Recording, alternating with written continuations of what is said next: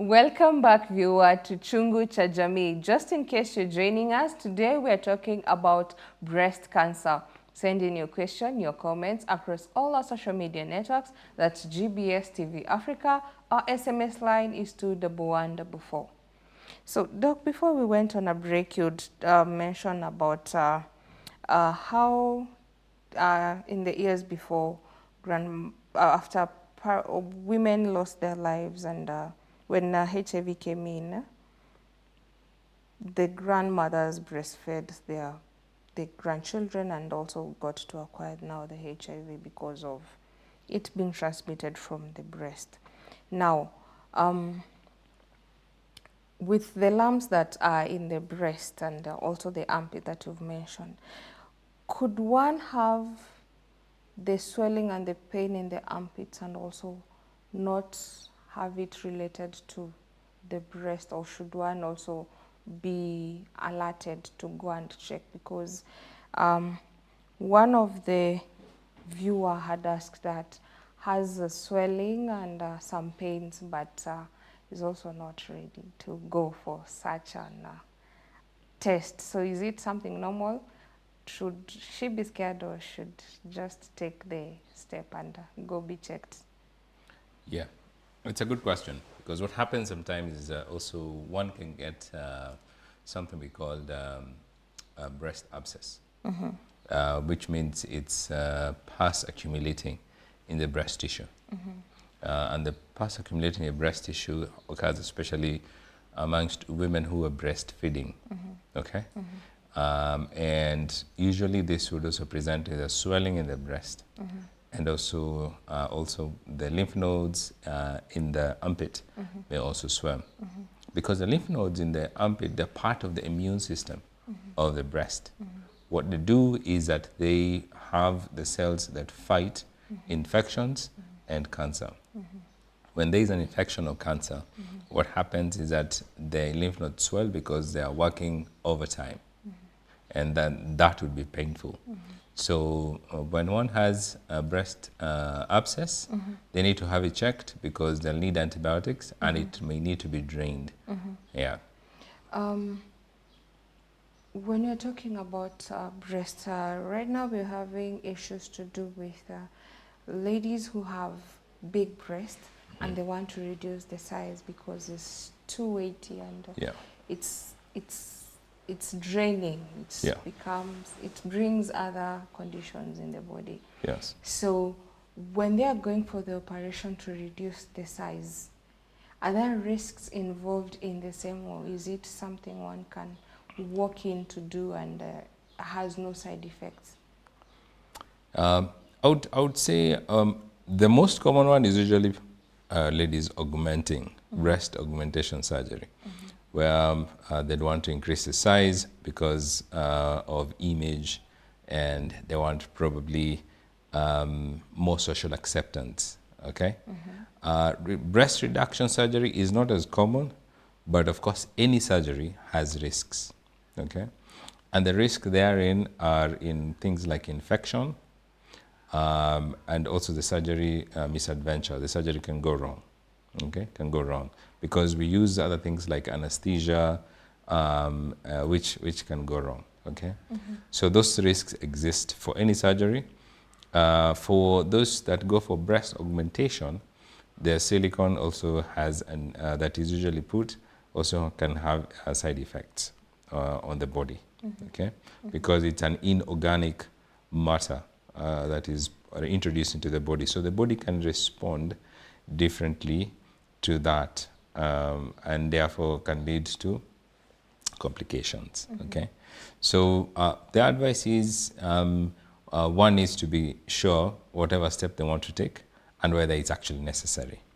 But I also want to say that the more the breast tissue, the more likely one has a risk also for breast cancer. Okay, that's why breast cancer is common amongst women as compared to men. Both men and women have breast tissue, only that women have more breast tissue compared to men. So a woman who has more breast tissue needs to be very, very keen whenever they are having their breast self-examination, because the more breast tissue can hide certain changes that may not be easily picked up by the regular breast self-exam. Okay. So does that mean when this person is reducing the size of the breast, is also reducing the risk of getting the breast cancer? Logically, I would say yes. Okay. Logically, I would say yes. It would make more sense that probably they are reducing their risk, but certainly the risk of surgery also still exists. I would say that it does exist. Yes. Okay, so Yes. one has to To look weigh. which one makes more sense to Yes. them. Yes. Okay, so when you're doing self-examination, what is it I'm looking out for, given that I have no idea of self-examination? For this new person who is just watching us and hears there is self-examination, Okay. what do I need to do for myself, and what am I looking for? Okay. So ideally, breast tissue should be soft, and one is looking for inconsistencies in terms of either lumpiness or just hardness. Okay. Now, one needs to use the right part of the hand to be able to get this. So, using this part of the hand, okay, one needs to go inch by inch, okay, on the breast tissue. Now, first is to divide the breast into parts. So there is a quadrant. So the quadrant on the upper side and on the lower side, and then the middle section where the nipple is, and then you have the armpit, okay. So going from either one can do clockwise or anti-clockwise. Now, for the breast that is being examined, you examine with the opposite hand. One examines with the opposite hand, and the other hand is put behind the head so that one is able to lift the breast appropriately, because the breast is anchored by certain tissue. Okay? So going from one quadrant to the next in a clockwise manner or anti-clockwise, and then going to the middle section where the nipple is and expressing the nipple, so to see whether there is any abnormal discharge, and then going to the armpit, and then checking in the armpit, okay, what if there is any swelling. There shouldn't be any swelling. So that's how it's done every month. Nice. Yes. Now that we have identified what is breast cancer, Yes. I would want to know the different levels of the breast cancer, and how, as it advanced, what are the risks involved in the same, and at what point can you say this person is more likely to salvage themselves and be called a cancer survivor, and this other person is not likely to salvage themselves, but just know it's a lifestyle until Okay. just be on the meds and the chemos and the radios and all that. Okay. Now, as I mentioned, breast cancer is a lifestyle disease, and screening is the best cure. Okay, screening is the best cure. Now, there's a screening that one does for themselves, and then there's a screening that the hospital will do. Now, the hospital will do the examination just like the one does, only that this one is done by a medical practitioner, physical examination. Of course, in addition to screening the person in terms of their history and their risk factors.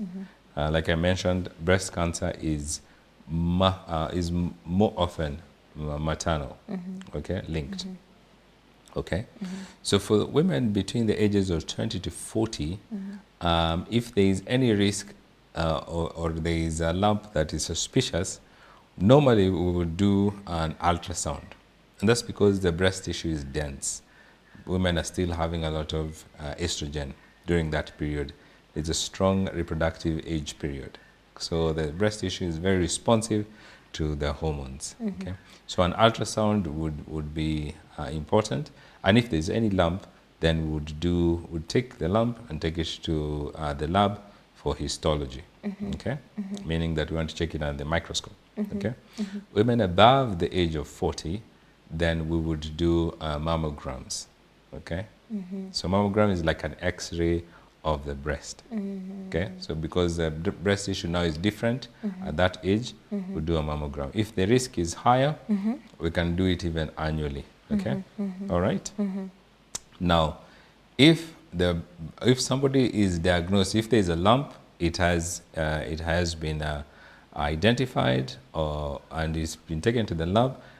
Usually, that's how we stage breast cancer. That's how we know that somebody has breast cancer. Now, there is a pre-breast cancer stage, something we call lobular carcinoma in situ, meaning that it has not become precancerous. It's just at the lobe, okay? Or ductal carcinoma in situ. Now, those ones are easy to handle because they are not yet progressed to cancer, and they can be treated. Those ones can be treated very fast, either through radio or things like that. Okay, or just be removed. Okay. Now, after that, then if one has a lump that is diagnosed as having breast cancer, then there are different stages from what you mentioned earlier. Now, there's a first stage where it's just limited to the breast. Just limited to the breast tissue, hasn't spread anywhere, okay? There's a second stage where it's spread to local lymph nodes. And we're talking of lymph nodes that are in the armpit or just close by the breast, okay? There's a third stage that it has spread to a nearby tissue.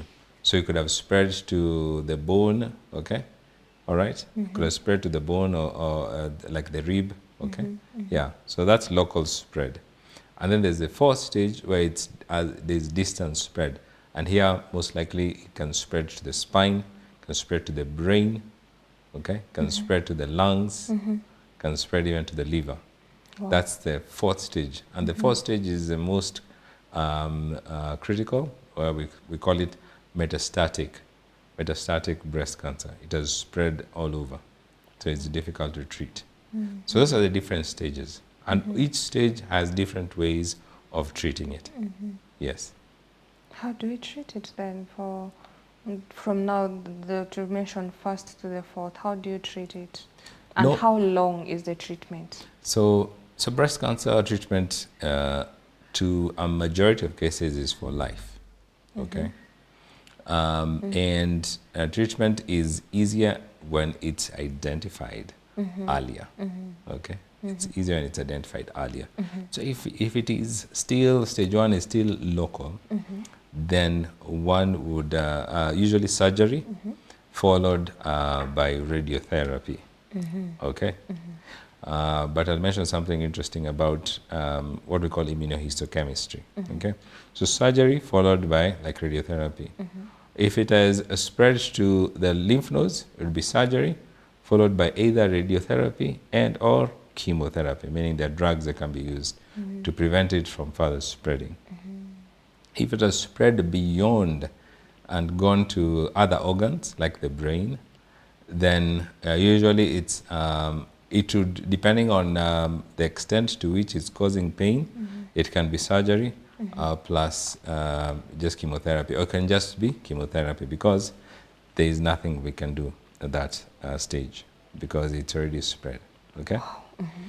Now, breast cancer is interesting in that because it responds to hormones, a majority of cases, then after the surgery, we usually do something called immunohistochemistry, meaning we go and test the tissue and see whether it has receptors for progesterone and estrogen. Okay?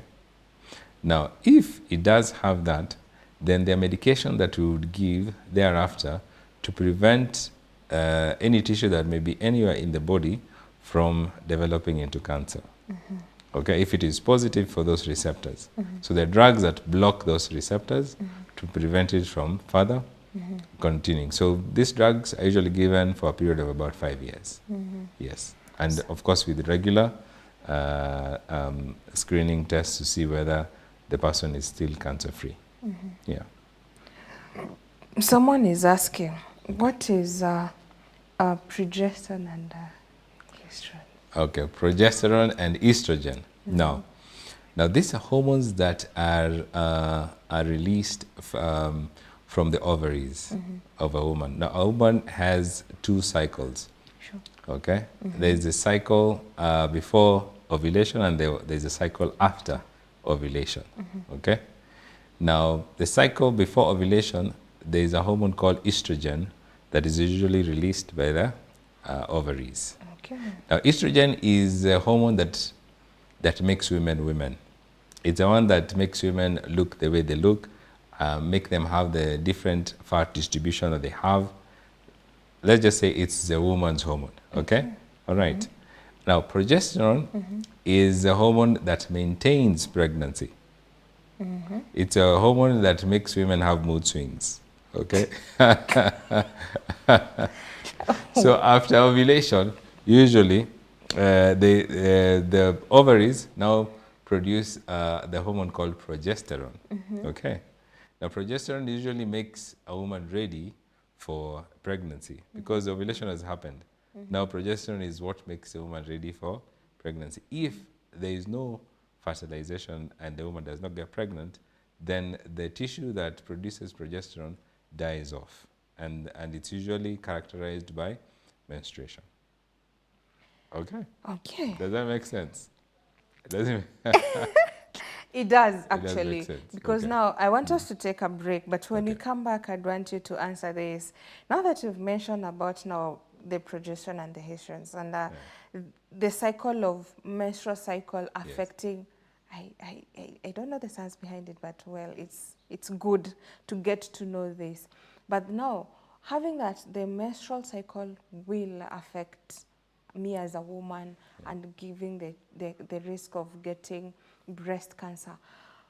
What are the risks involved with to a lady who has now the hormonal imbalance in terms of this person doesn't have the regular periods, has the irregular, and this person, the hormones are never balanced. Every time you go to the hospital, when they're doing the exams test, they say you have hormonal imbalance. So this one is causing ABCD. This one is causing ABCD. This is what I'd want you to answer when you come back after the break. Viewer, I hope you're learning as much as I am.